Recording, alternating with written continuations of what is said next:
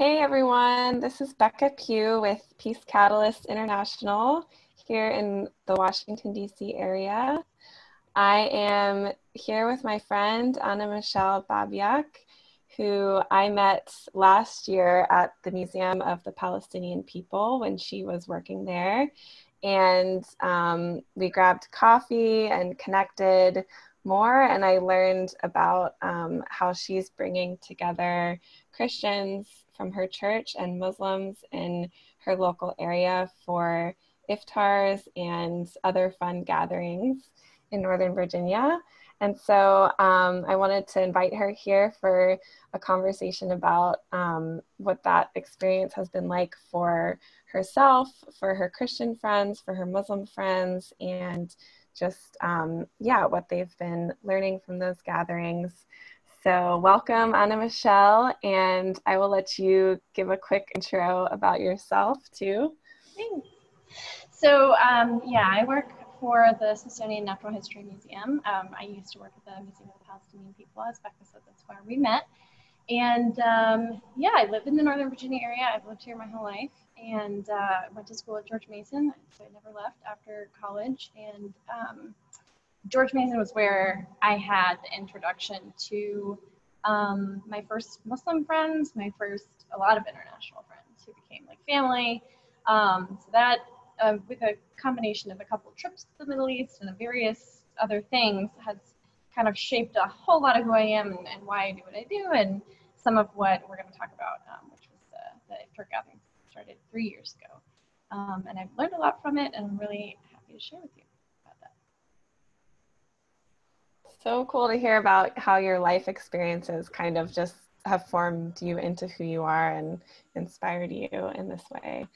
So I'm curious, how did you first get the idea to facilitate these interfaith iftars with Muslims and Christians? What inspired you? How did you go about making it happen?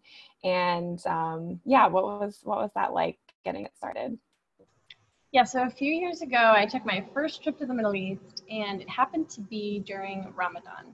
And I was going on a cultural exchange and did not know what to expect. I had some Muslim friends back here who probably explained Ramadan to me and kind of a little bit more of the Muslim calendar. But of course, I've never been in a predominantly Muslim country where everyone is observing this, even if I had friends here who had in the past. So it was a really interesting experience to be in a place where, during the day, everything's shut down, and every single night, families are out and, just enjoying parks and their kids and bringing chai, tea out, and like dates and celebrating together. I mean, it's so unlike anything I've ever experienced. But the really shocking part of being there and not really knowing many people was the amount of invitations we got from people like just pulling us in off the street, like on the metro with someone who's like starts up a conversation with us and it's like, you need to come to my house tonight. You're gonna meet my family.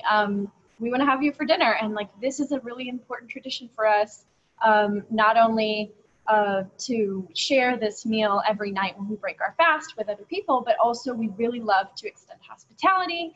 And they tell us how they, bring meals to the gardener or the neighbor or the poor man on the street, and how it's just a time where everybody's super vigilant and aware and caring for their community. And it was like this incredible thing. I mean, it's something we don't have any equivalent for here. So it's really definitely left an impression, and had so many great friendships from people that, again, were strangers one day and, welcomed us to share meals with their family repeatedly, who, now I still keep in touch with years and years later. So there were a lot of these encounters that stuck with me after coming home. And in the year, let's see, I guess this is 30, it must have been 2017. 2017 or 2018. I was at Mosaic District. I spent a lot of time there. It's a local, shopping center and hub in our area. And there's a ton, just for various factors, there's a lot of Arabs and Muslims in our area that love that shopping center. one of the factors is there's like a local Ministry of Culture for the Saudi Arabia, but there's also a lot of other families who really just love to come to the space, and especially during Ramadan, because it's one of the only places in our area that stays open late enough so that once people break their fast, they can still kind of spend some of their time with family and walking around and playing in the park. So I started to notice this that year, right before Ramadan started, or that first week. And I really just feel like I was standing in the shopping center one day and kind of looking out.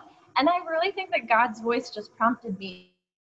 These are your neighbors, and you should welcome them in the way that you were welcomed when you were a stranger in someone else's country. And it's not like all of these people are strangers. A lot of them are Americans too, or Muslim friends. But this is your opportunity to give them a welcome. And also during Ramadan, you now know about Ramadan, and it's an opportunity for you to look out for their needs. So there is an opportunity to, serve a meal when I know that everybody's going to be needing to break fast, and also a really great opportunity to create community. So, of course, since those several years of starting it, I've heard of a lot of places doing similar things, especially masjids.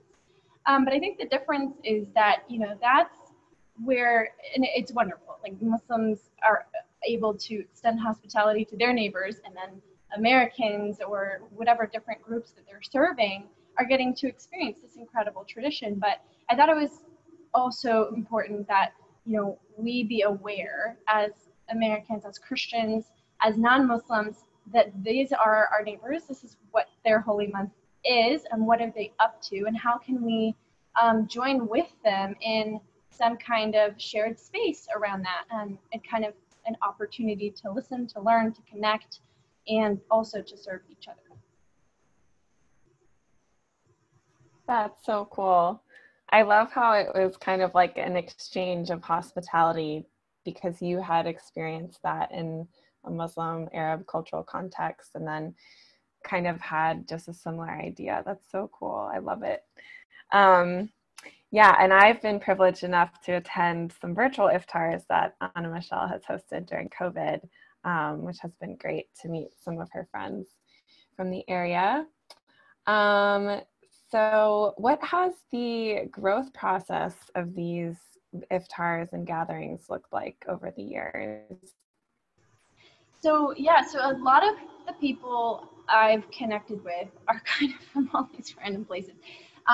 Like I said, I made a lot of friends at Muslim friends at George Mason, where I went to school. So that's still in the area. So some of the friends have still stuck around even after school, or some are like in graduate programs and they've been here for a while and they're still here. So there's a kind of contingency from that part of my life that, always invite them, and a lot of them come regularly. And then there's a lot of people I've met. I used to work actually at Mosaic District at the coffee shop, and so if you've been there, it's kind of the hub of everything, and so you end up knowing everyone. And I made friendships with a lot of people from all these different countries, and even some just because I love Arabic culture and Arabic, the language itself. So some people I've randomly struck up conversations with, and then we became friends. There was also a friend who, there's a friend of ours who works locally at a restaurant, and she's from Iraq, and an American friend of mine had met her because he was repeatedly dining at the restaurant, and ended up inviting her, and she came with like her whole family, all these kids and her husband. And actually one example of how our group has grown in that way is that just this last week, even though it's not Ramadan, and both Eid al-Fitr and Eid al-Adha have also both passed, we just decided, let's just keep meeting. A lot of people want to see people in this COVID period of time, and we can be outside safely and distanced and still hold these gatherings. So she came to me with the idea, and she said, Michele, I really want to cook this Iraqi feast for all of your friends and all of the people I've ever met in the last few years that have come. Can you just make it happen, and I'm going to show up? And she shows up with like a million plates of incredible food. And she brought half of like her family, her extended family, and her relatives and friends and neighbors and all these people, because she also is definitely she's the kind of person who brings people in and has so many connections and is a welcomer and really loves to love on other people. And so that's been so cool because now she and I are having this partnership where we're like, both of us have the same goal and we just want to connect everybody to just be in a space, even outside of Ramadan, where we're just getting to know each other, people who are different from each other and wouldn't otherwise know each other, to make memories together, to sit and learn from each other and listen, and then share this incredible food. So that's been one really fun way that it's been growing. I also, at the beginning, was really trying to be intentional to bring my American friends in, not only so they could experience this amazing culture and the traditions and company of our Muslim friends, but also to demonstrate to them and invite them with me to extend hospitality and to just kind of be provoking them to think about their neighbors and think proactively about who are the people maybe just a mile away from me, who might not live in my immediate community, but who are technically, you know, they're my neighbors. They live and they go to the same schools as, you know, your kids do. They go to the same stores, and we would otherwise a lot of time not know each other. That's something important to me because I've benefited so much over the years from my relationships with Muslim friends and from all over many different countries. And I always am telling my American friends how much they're missing out on these kinds of relationships. So I wanted to create a space where they could encounter people who have a different story, a different faith, and yet many of them are Americans or recent immigrants, and live right here alongside us. So it's an opportunity that continues to grow where some of my American friends have been so great to partner with me and start serving alongside me, like planning it and planning each gathering or giving rides to people, or even initiating like, hey, let's do this, and letting them help lead that community a little bit. It's not, you know, I don't need to lead it. And that's what's exciting about the growth that you're asking about, is like just seeing Americans and Muslims on both sides of people who've been coming, just let it become their thing, and feel like it's something they own. It's a community they own, that now these friendships are their own, and we can all continue these relationships. Yeah, that's so cool.